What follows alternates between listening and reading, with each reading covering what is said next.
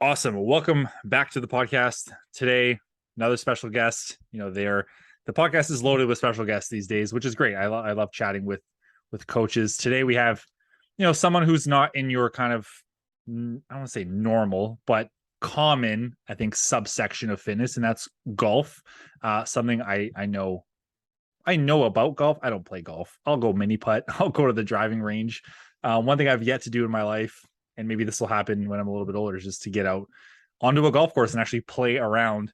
And when I do, I know who I'm calling to help me get there.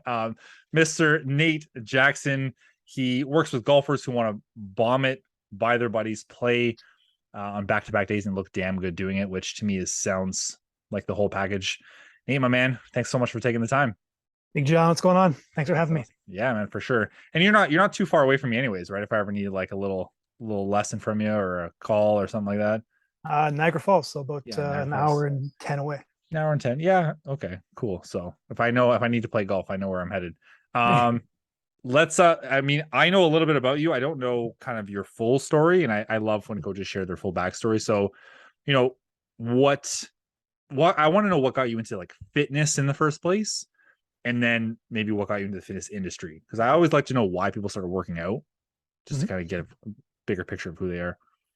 Absolutely. I mean, I guess I started out like I was um, small town in Brantford, Ontario, and my dad got transferred to the States, and it was a small town, but like obviously bigger than Brantford. Small town outside of Chicago, and to make friends, I was like, well, I'm gonna try out for football.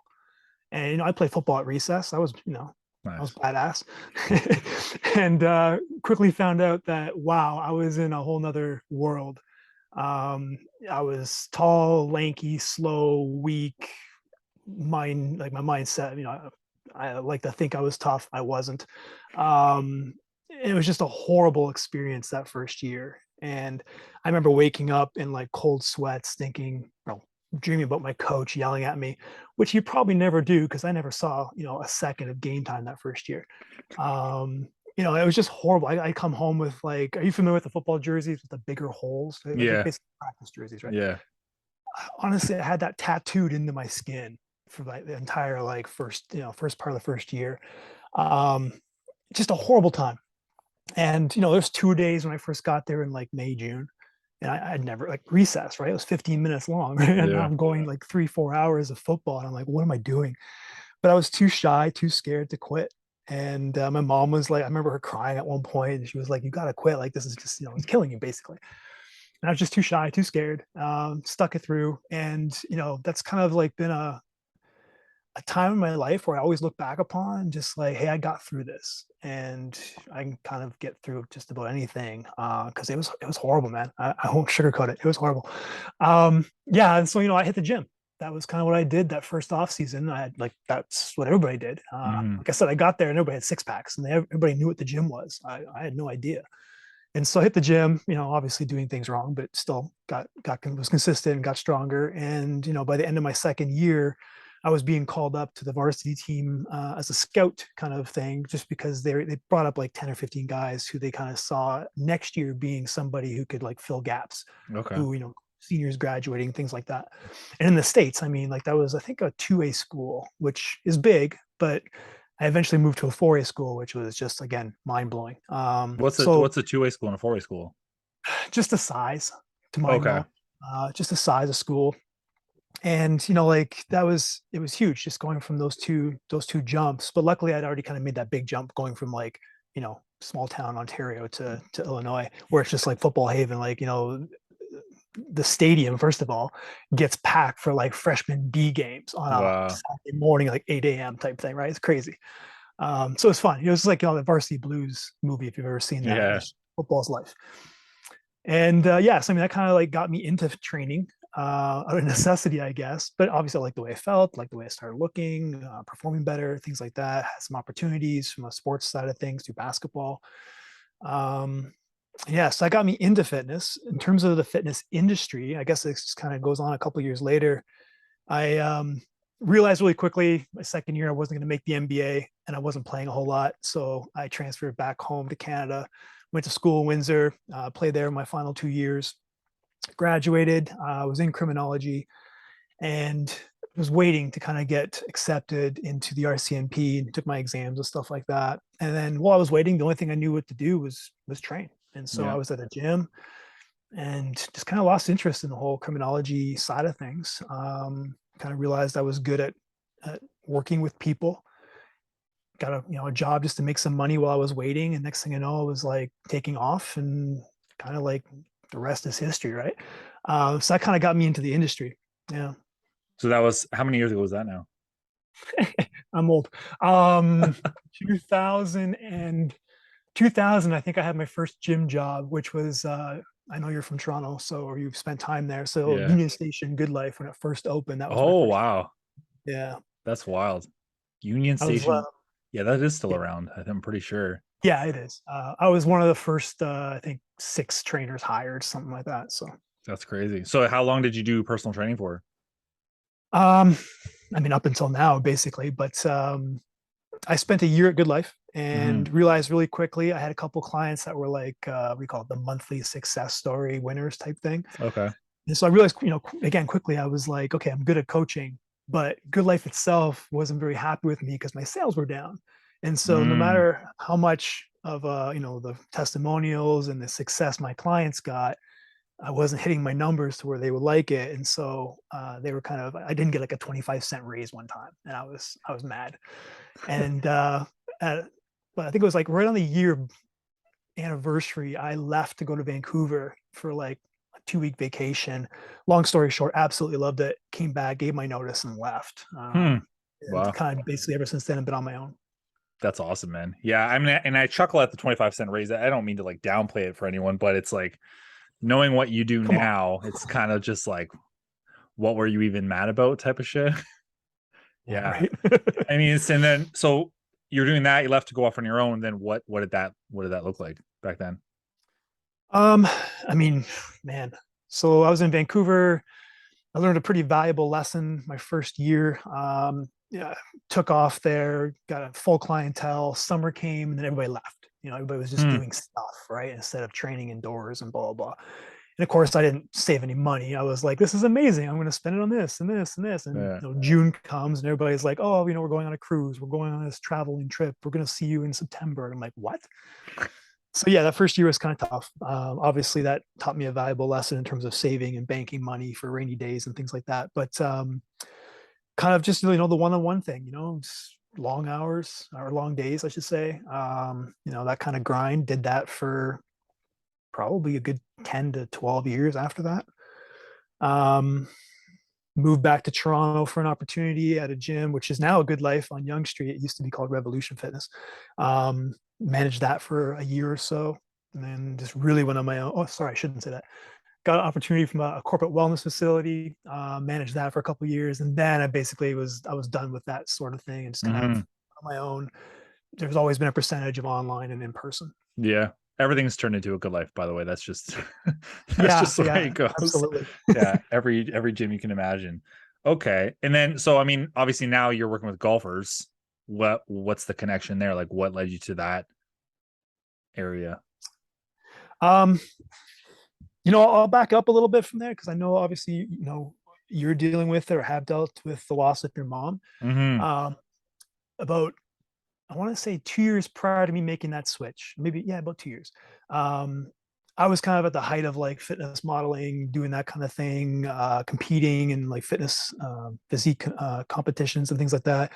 Um, Appeared on like 70 Harlequin romance cover novel things. Really? So that was going, yeah. Wait, stop. Wait. Oh, You're on a yeah. cover of Harlequin novels? How have we not talked about this? I'll send you a Facebook link so you Yes. can see I that. need to Yeah, see yeah, that. That's they're awesome. all there.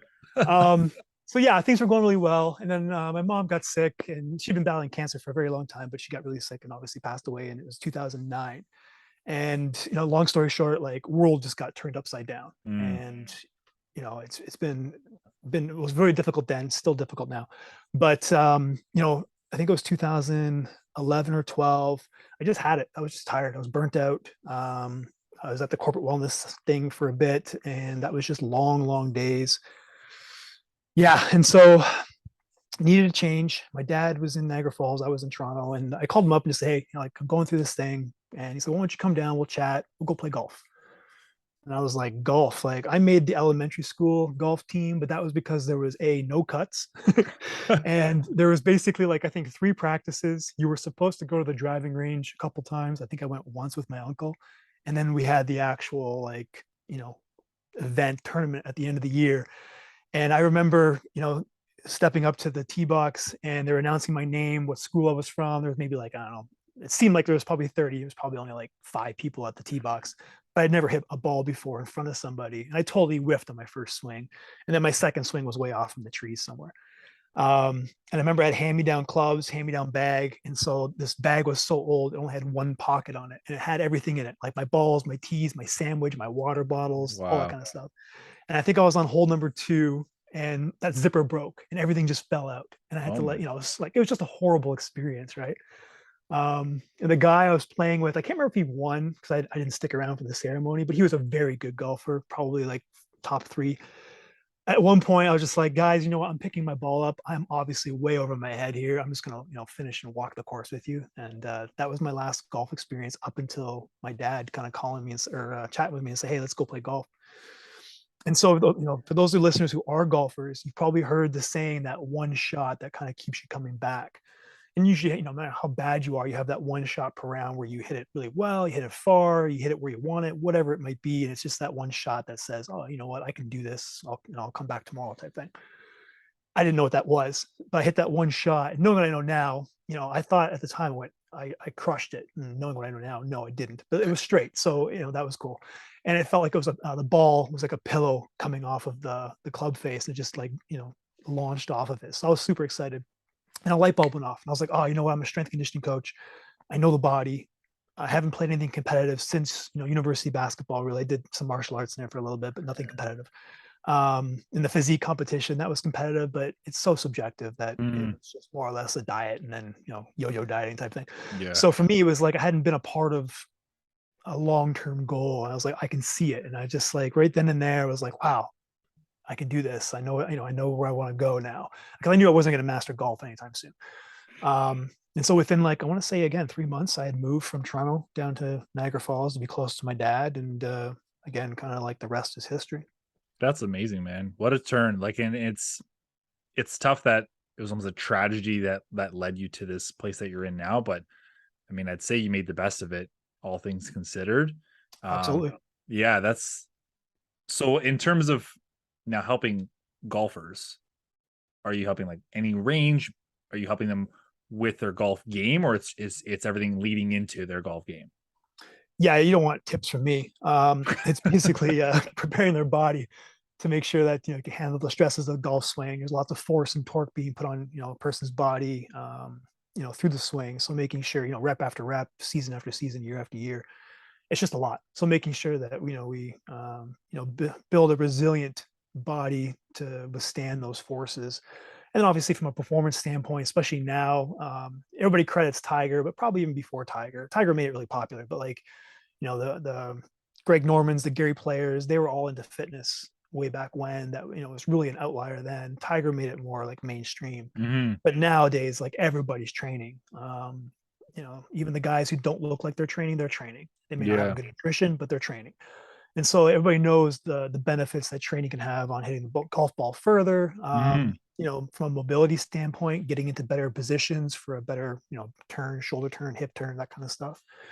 Um, and so, yeah, again, I'm not coaching golf. It's more of just making sure that the player is Cool. prepared to practice and play. Yeah, I love that. And you bring up a really good point, and I fall in line with that. As golf was always seen as just something you did casually, very Yeah. leisure, didn't really have to do much. And then I remember seeing people talk about like how Tiger was like jacked and like he looked bigger and buffer. And I'm like, I mean, well, it kind of makes sense because you have to launch this ball and you have to also have to do it with precision, but also, I mean, I don't know the frequency of golf and how often they're doing it, but I imagine like it's like baseball, that repetitive rotating motion or what pitchers go through with their arms, like, it's a lot of stress on the body repeatedly. So, yeah, I mean, now, I guess with a lot more science behind it and attention to it, as you said, like Tiger kind of put it in the mainstream, everyone is training to golf.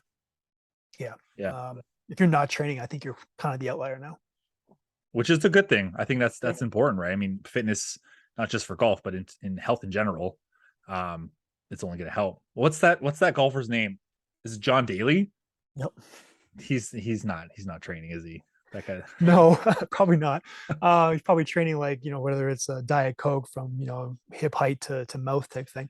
There's lots of great memes in terms of like him and Tiger shaking hands, and Tiger's got like a protein shake and a, chicken sandwich and whatever. And Daly's got like a cigarette and a Diet Coke, and he's got like 6 or 7 of them crushed behind him. Yeah, he's not the model. However, interesting side note, he is a genetic freak because he could get into positions from a mobility standpoint Mhm. that like players would just love to get into. Really? Yeah, and so like he had weight behind him, so obviously the mass Fair. side of things, Yeah. he can get into great positions to create more width. More width equals more time. More time gives you more chance to create speed. Plus his mass, that was a powerful combination to hit the There you ball go. very, very far. Nice. And I don't know if you knew this or not, but like we have Thundering Waters down here in Niagara Falls, but John Daly was part of that course. I guess it's his name. I don't know how much he was involved in it, but he was the first person I believe to hit a golf ball over Niagara Falls from That's US or amazing. from Canada to US. Yeah. Well, I guess like what you just described sounds like is the perfect combination to do that. Yeah. Yeah. Yeah, Absolutely. that's amazing. What do you find with golfers or people you work with? Like, what are their biggest issues? It depends what the demographic. Like if you're talking about juniors, it's usually strength. They haven't sat at a desk for 30 years or looked at their phone for 30 years. So they're just, they're usually pretty mobile, but they're not strong yet. And so for Mhm. them, it's really making sure that we get them strong and resilient.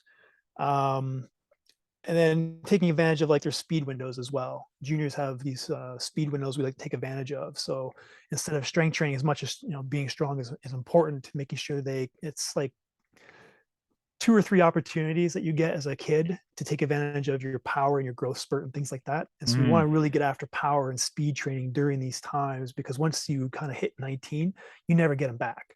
Hmm. And so we want to make sure we take advantage of that through training. But that's kind of the big thing for juniors. The other end of the spectrum, like seniors, it's usually mobility. Obviously, they've done repetitive motion throughout the course of their lives. Gravity's starting to take effect, and flexing spines and things like that. Mhm. And so, trying to give them some more like extension through the spine, allow them to kind of get a bigger turn again, or regain some of the turn that they lost, whether it's upper body or lower body. Um, and then for them, like as you age, you lose your strength, you lose your muscle mass, and therefore your power. So making sure that you're kind of educating them that, hey, just because you're older and your appetite's not there, we got to get you training, got to get you eating, making sure you're getting your protein, things like that, to preserve your muscle tissue. And because you're going to lose distance, and so if they can kind of maintain that, they'll do almost anything once they kind of wrap their head around it. And then the population in between, I mean, you kind of probably know this too. Like they need it probably, not want to say the most, they need it just as much, but they think they know it all. So they Mm. either don't, follow through, or they don't do stuff like, oh, I'm still young, I don't need to do it yet. And it's just this kind of, educational thing. So they kind of need everything as well, but nothing that is like, not strength or mobility as the two ends of the spectrum probably need. Yeah. It's more of an all-encompassing approach for this demographic, which makes Yeah. sense because they're in the spot of life where they do have a lot going on, but they're still somewhat mobile. So they're not completely, Yeah. but they have a strength base because they are older. Yes. How do you help them kind of overcome that? I just want to play golf. I don't need help with this side of things. I usually have to ask them, like, do you have a foursome? They usually say, yeah, they got a foursome that they play with, quite often. And, who hits it the furthest? Usually it's not them. Nice. Who hits it the shortest? Usually it's them, Yeah. you know? Um, yeah. So, I mean, obviously that, and low back pain, like Mm. getting through a round, if you're still walking, which hopefully people are until they can't. Um, if you're still walking, if you kind of have these issues, usually by hole like 13, 14, your body just, it starts to break down a little bit, especially if you're not eating well and hydrating and all that kind of other stuff too. That's the X factors. But like, from a pure physical standpoint, by hole 12, 13, you start to break down, you start to get that low back, stiffness, and it may even turn to pain or something like that. Or they wake up the next day and they got to pop a couple Advil just to get through the day, or, Mm. that kind of thing. Playing on back-to-back days for a lot of people, which kind of like shocked me. That's why it's kind of in my catch there, my phrase is, it's something that we kind of take for granted as juniors, because they just kind of get up and they go and they can play every day. Myself, even though I do take care of my body, I have to do stuff. Like I wake up and, even though I do like a post round or pre-round, intra-round sometimes, post-round stuff, I'll eat well, I'll go to bed, I'll wake up, I'll do a mobility routine.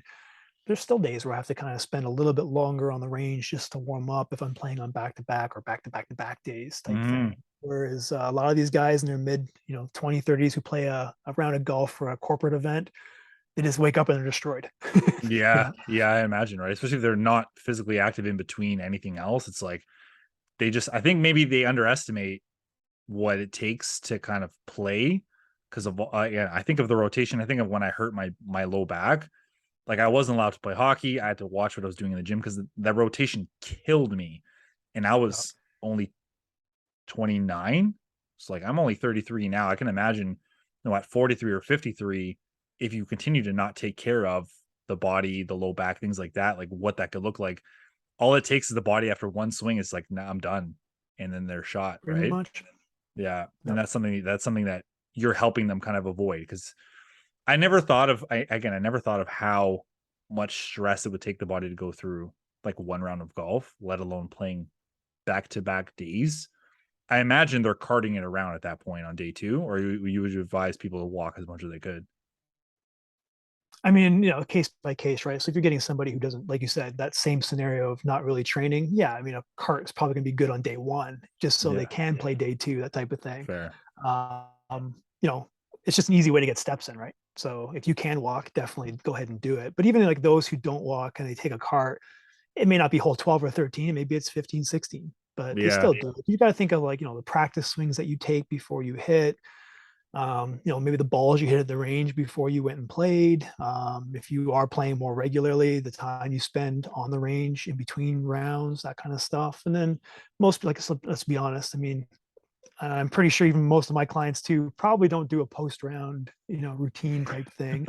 Even though I try to make it like 3, 4 minutes, they hit, yeah, they hit the beer cart or the halfway house or the restaurant type thing, pound back a couple beers with friends, jump in a car, go home and sit. yeah. I mean, that's not going to be a recipe for success for a long term golfer. But yeah, it's just taking care of your body is going to be a huge part of that scenario. So you're saying drinking beers while you're on the course is not a good idea for long term golf health. Well, I mean, having one or two is okay, but if that's your main source of hydration, yeah, we have an issue. Yeah, oh yeah, I can imagine what that would look like. And I totally resonate. Like I'm not the cool down type of person after workout, after hockey. It's just like, you know what? It's done. I'm getting the hell out of Yeah, here. I'm yeah, moving on to whatever I have to do next. And it's true. Like I can think back, hockey and golf aren't the same, but they're similar in ways where lots I of could play similarities. Yeah, I can play a tournament. It'd be like 5 games in 3 days. Yeah, sure, I'd be a little tired, but I can wake up Monday and it'd be fine. I could not imagine what that would look like right now as a 33-year-old who plays once a week to slap me in even back-to-back nights. I'm kind of concerned of yeah, like what my body's doing after those 2 days because it's a lot of stress. sure is. Now Especially if what's you have you have good golf technique, it's even like worse, because obviously that's how I kind of got a little bit injured initially. I didn't have great technique and I was torquing my knee a lot. It ah, wasn't because of the golf swing per se. It's like, deadlifts aren't bad. Doing deadlifts poorly is what's, yeah, same thing with a golf swing, right? Like if you have a golf swing that you kind of, you have your kinematic sequence down where it's the same with hockey. It's your hips first, mhm, torso second, arms third, and then stick or club fourth. Um, I was just basically skipping my lower body and kind of mm, going right to like just swinging all upper body, and that's just cranking on my low back. And yep, so for me, I was trying to like I was aware of my low back, but it was going down now to my knee more or less, and I kind of tweaked my meniscus there for a bit, and that was basically just because I was on the range forever and not having an efficient golf swing. yeah. How often are you playing golf now? I try to get out for at least 18 once a week, and I try to get out for 9 with my dad on Sundays once a week. And then I usually try to practice once or twice for like an hour if I have a good chunk I can get out. And of course, right next to my house. So I mean, it takes me like 5 minutes to drive there. There you So go. if I That's have a cancellation or something, I can just pop out there. yeah. What's practice? Like I have no idea what would practice entail for golf. Like a little bit of mobility and just some swings. There's so much to work on. So I mean, for Yeah. me, my driver is kind of it's scary in a bad way. So I do a lot of work on my driver, but short game is important too. So I kind of if I can get out twice a week, I'll try hit everything. If I Okay. only get it once a week, I probably should spend more time doing short game. But what's that? I don't know if you're old enough, but do you remember the baseball thing where chicks dig the long ball? Yep. Yep. Yeah. So I mean, I'm not gonna sit there and play short game. I want to hit the driver, man. Yeah. I mean, that's absolutely. Who the hell wants to practice the short stuff? Yeah, no, I get that. It's And then important, but yeah. with your clients, do you have any like high level golfers, or you're like you have to help them with that, or is it just more people who are just doing it recreationally? Yeah, I got a little bit of everything. I have a lot of guys who are trying out for like the US mid ams and stuff like that. And so they're like scratch to, well, even like -2 to +2 kind of handicap there. I have a lot of good high end junior players that are playing for Golf Ontario, trying to Cool. make Golf Canada squads, things like that. And then everything in between, right? Like people like myself who are more or less kind of the hack versus the guys who are, trying to win club championships and things like that. Yeah. So you say your golf game is not good? It's getting better. It's trending in the right direction, Yeah. but there's definitely some big bumps and hurdles to overcome. So yeah, Okay. Have you ever had a golf coach like for your game yeah, yep. for technique and stuff? Um, yeah, I've hired two. My first one actually just moved away to Port Credit last year, and so I work with another gentleman here locally. But That's pretty good. How you finding that? great. The two guys are, I don't want to say they're like opposite ends of the spectrum. No, but they have different philosophies in how to teach. One grew up, one's an older guy, like I said, grew up with George Knudson, who's anybody who's a golf fanatic will know that name. He's like one of Canada's greatest golfers, and was on the PGA Tour, has wins, and so he spent time as his apprentice, and so there's a Mm, lot of Knudson isms in his approach. And then my other guys, younger, they both work with tech, but maybe my younger guy, I don't want to say relies. That's not giving him any credit there, but he obviously knows the tech probably a little bit better and how to use it and things like that, and it's the more modern golf swing. And so there's been progress made from both the guys in terms yeah. of how they say things. But the nice thing is, from a coaching standpoint, and me being a coach, I get it.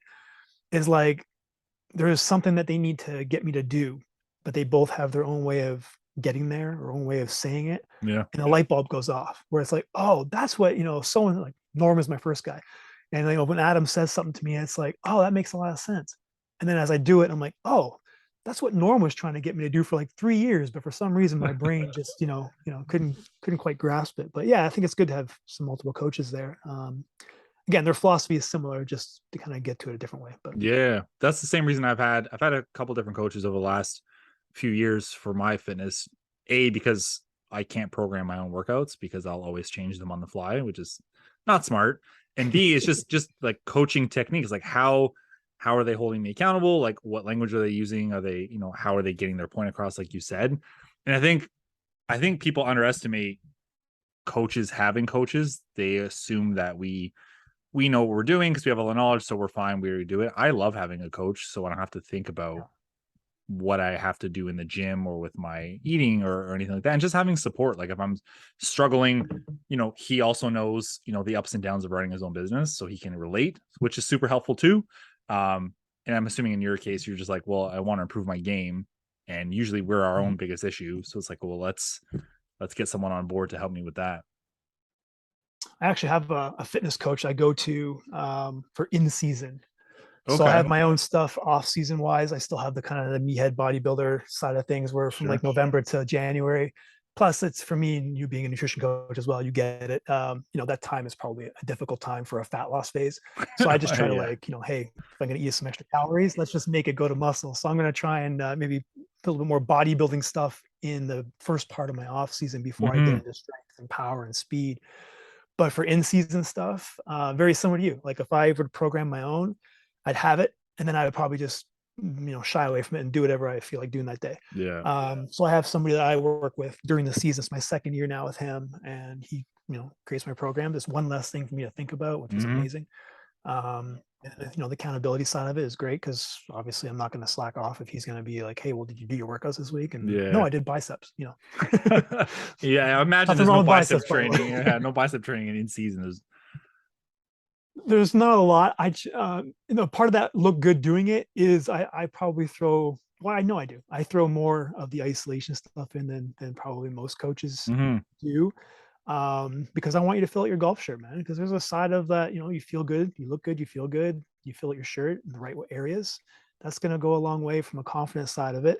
Now, it's not going to be the basis of your program, absolutely not. But if I can sneak in 2 or 3 sets here on a Sunday or something, Yeah. sure, let's. But Yeah.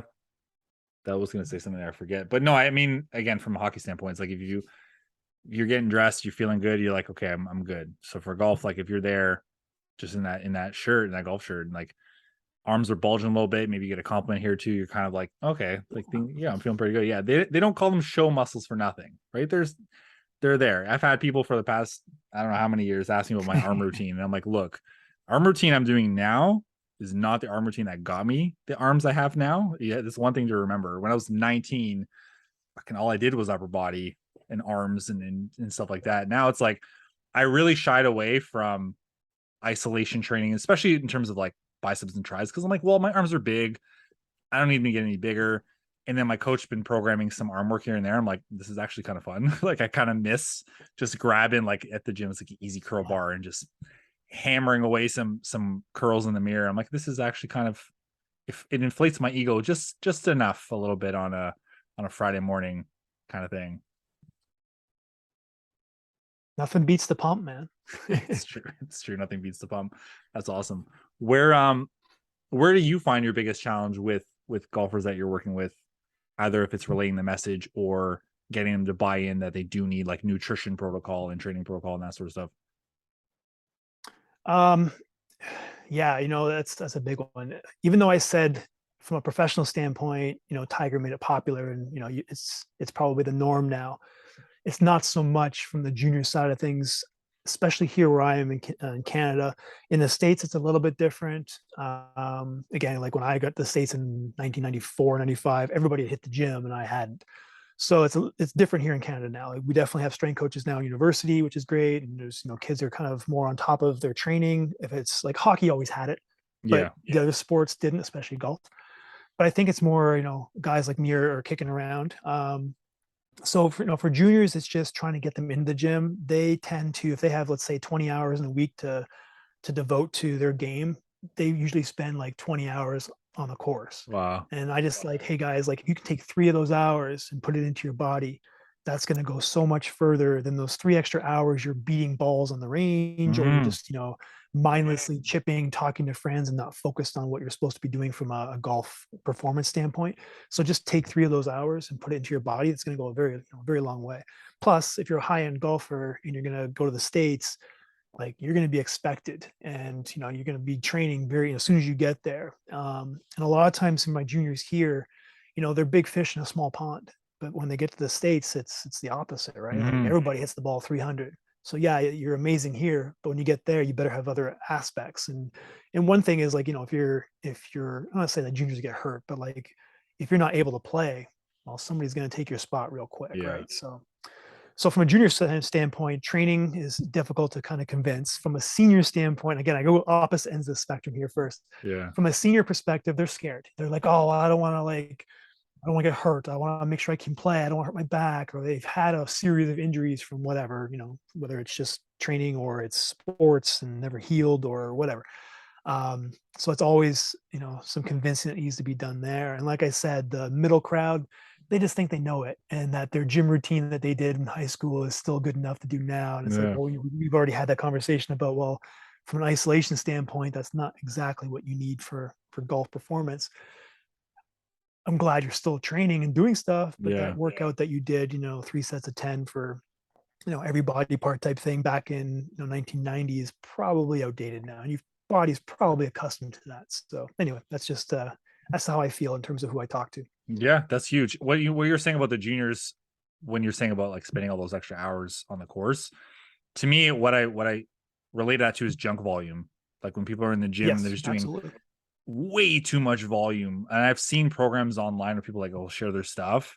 And I used to do it too, because I didn't know any better back then. It was like 10 exercises, 3 to 4 sets of each, 10 to 12 reps of each, 5 days a week. And I'm like, Yeah. no wonder the body breaks down over time. But we don't think that way, right? We're always like, well, more is better. And I think in the golf thing, it's they probably have more of an enjoyable time being on the course versus being in the gym. They're like, well, I have In this the time. summertime, absolutely. I might as well. I just want to be outside. Where it's like, well, like you said, if you just scale it back a little bit, take the few of those hours, and it's almost like it's not an immediate return. It Yeah. does take that time. So I think the younger generation, but when I was young, I wanted things right away. So I get that, but it's like, well, for performance standpoint, things don't happen overnight. Whereas like I wish, COVID really threw a wrench in, like, I'll say, my hockey playing game, because whatever you're gonna call it. I wish I'd be doing more, explosive training over the last 2 years, or stamina and endurance. Because this is my first like season playing since 2019. Man, I do not have the cardio I used to have.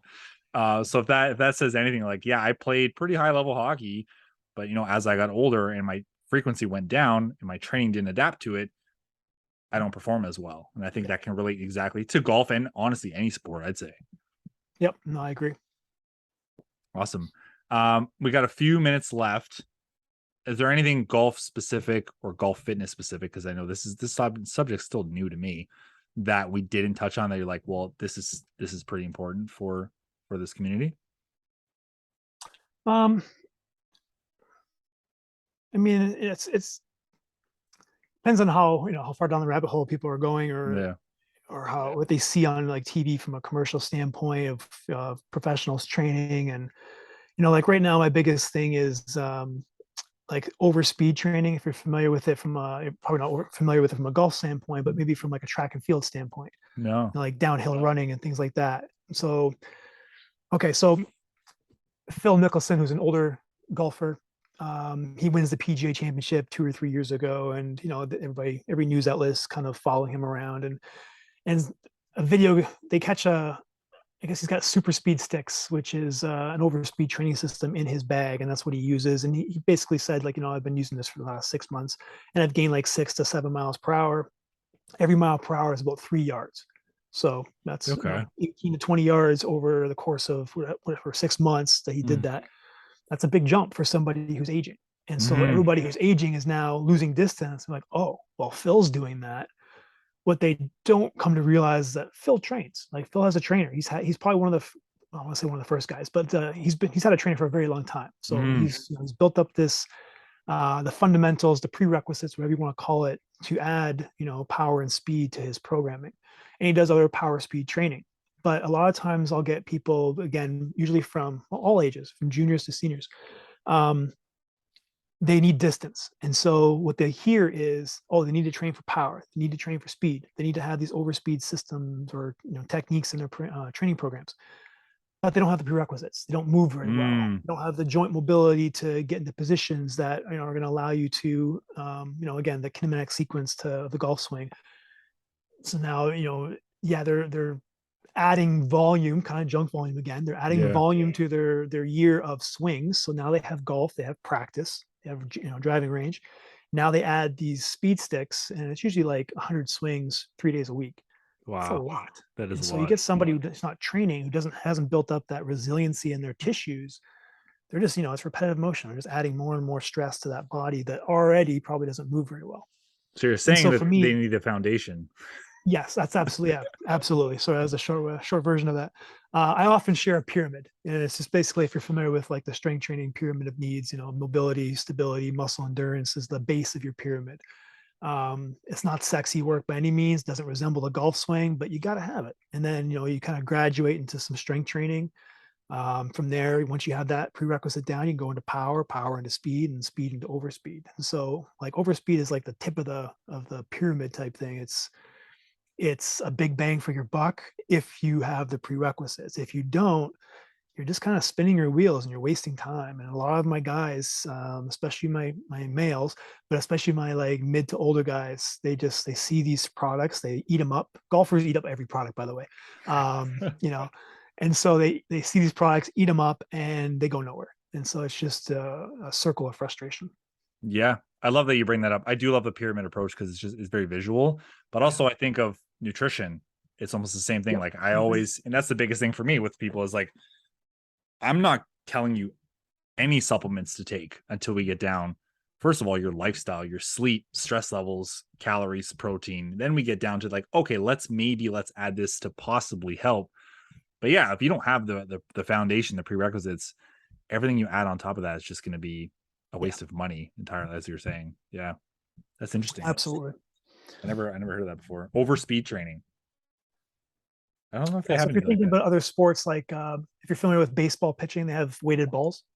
So Oh they're yeah, I didn't know it. heavier No, balls, so lighter balls. when they hit that thing they put on the collar of the bat to make Interesting you mentioned that. the So bat yeah, heavier. it's similar. Okay. Well, it's the opposite end of the spectrum though. So Yeah. they'll have clubs that are heavier than, say it's a baseball bat. They'll have clubs that are just like, I think it's like 20% heavier than the actual bat. So it's not crazy, but it's enough. Hmm. It's funny that you mentioned that because like having a weighted bat, it's good for warming up, but not good for like stimulating your nervous system to swing the bat fast, which is kind of what you need when you step into the batter's box.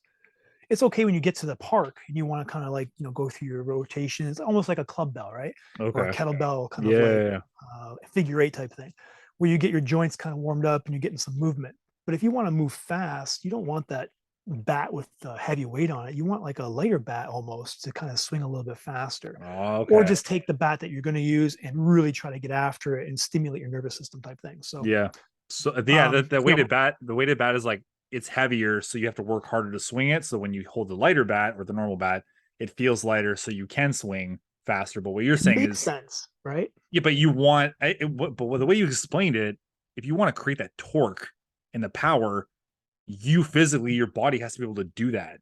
So you'd want to train that specifically without adding on extra Yeah. resistance necessarily. Okay, that makes Especially sense. when you're like, in a baseball scenario, you're going to be stepping in a batter's box and you're going to need to swing that bat fast.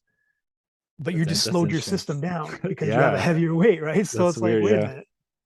So I get it from like, again, you arrive to the park, sure, it's one thing, but you're Mm, stepping into the batter's box or, the on deck circle, like you kind of should probably go the opposite route. that's interesting. Um, yeah, it's just, just if you're in the field of that kind of thing, you just start to see different things where you're like, oh, why are we doing that? But Well, man, I think that's the advancement of sport, right? If you yeah, things have to be questions over time, that's going to lead to records being broken and things like that, and just performance getting better. As we learn more and question more things, because what was true, we talked about bodybuilding workouts. What was true 30 years ago for training, it's really not yeah, necessarily the same right now. That's fair, and you can. I'm not calling you old, but you can attest to that. I'm old. We have um, we no, go ahead. I was just gonna say, like, if you really wanted to increase your speed for like a window, like a moment's window type thing, if you're on deck, like I said, you just take your bat and you try to overswing what you would normally swing in the batter's box. So you just kind of you prime your nervous system, Yeah. or you could do like some plyometric, like a couple 3 or 4 jumps as high as you can to stimulate again. You're kind of hitting that nervous system, and then you step in the batter's box. You'll have a window where you're actually going to be like you're firing. You're just firing faster. Mm-hmm. I Um, like that. It'd probably be funny to see some baseball players, trying to like do some high, what do you call it, squat jumps or something like that. But I'm sure Yeah. some.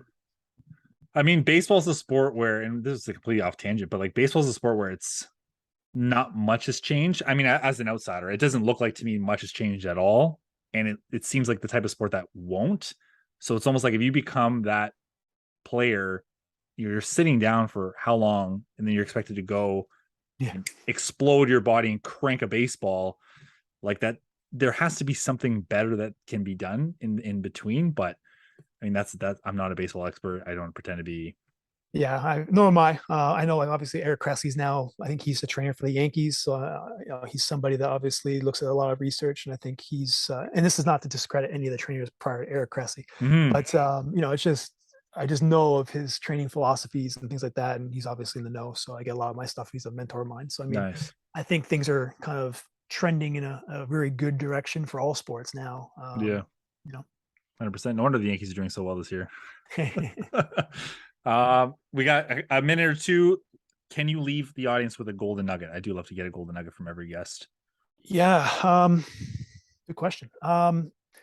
I'm going to go with something that's a little bit personal to me right now, and it's something that I always say, and I know you say it too. But and because you have kids, you know it and you've lived it. But right now, we have my wife and I have 2 cats that are like we've had them for 20 years, and so their sleep schedule is not conducive to our sleep Mm-hmm. schedule. And so we basically have to like partner off who gets sleep on certain days type thing. And, I always say like sleep is like treat your sleep like gold, and that's quantity and quality. Um, I like that is so important. And now I'm so sleep deprived right now that I'm somebody who needs 8 hours, and I'm getting like 5 or 6, and some days it's interrupted 5 to 6. Wow. And I'm cranky. My hunger hormones are way out of whack. Like I'm craving things I don't normally crave. My performance sucks. Like it's a struggle. So anybody out there who's like, kind of burning the candle at both ends, and I'm sure you've heard it too, like, oh, I can get away with 5 hours sleep. And maybe you can, but don't tell me you can get away with 5 hours sleep. And yet, as soon as the weekend comes, you crash your diet because you've white knuckled it Monday through Friday, and all of a sudden now you're just stuffing your face, or you haven't progressed in your workouts for the last 6 months. Like, yeah, you might be okay to like function, but you're not really thriving. And I get it because I know what I can do now in 6 hours of interrupted sleep. Mm, It's not great, but I know I can get away with things. But if I had 8 hours, it'd be so much easier. So yeah, yeah, the nugget here is treat your sleep like gold. I love that. You can doesn't mean you should, I think, as well, right? Like Yes, we yes. can because we have to kind of do things, but it's making your fitness journey so much harder And I don't overall. know how long I can sustain it for either, right? Like Yeah. I'm right now, to be honest, I'm probably skipping some workouts for golf, and it's summer. But as soon as winter comes, like I'm not gonna have golf, so it'll be workout time. But I'd rather do both if I could. And it's Mm, just obviously I'm tired. yeah, no, I feel that. Shameless plug. Where can everyone find you online? I'll put everything in the show notes anyways, but NathanJackson.com. Nathan is Nathane. My mom was trying to be different, I guess. That's the home. Everything kind of runs through there. I'm mostly on Instagram, still on Facebook a little bit, and I think my wife's trying to get me on TikTok. So we'll see how that oh goes. man, okay. Yeah. I might see you there, dude. I might Oh, have to you're there check too. it. I might have to. Yeah, All right, that's good. that's Yeah, how this coaching business runs. pretty much. Awesome, man. Thanks so much for taking the time, man. It's always good chatting with you. Thanks for having me, John. Appreciate it. Awesome.